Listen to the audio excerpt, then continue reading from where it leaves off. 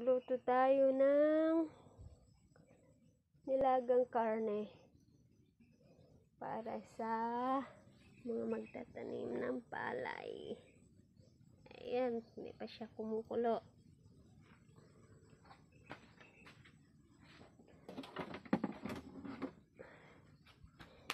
Kulang pa ito, kulang pang sabaw kasi dadagdagan pa natin yan ng sabaw. Ayan, nilaga lang ang pagkain nila kasi mas madaling maluto kasi mamaya tutulong pa ako magbunot ng palay. Ayan, kanin kulang pa yan, dadagdagan pa natin, baka mabitin sila. Mahirap din magtanim, no? Ayan, mga sahog,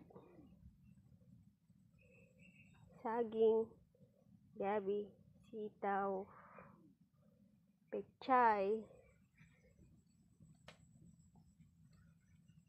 Yan, mahirap lang tumuwad-tuwad kasi buntis na.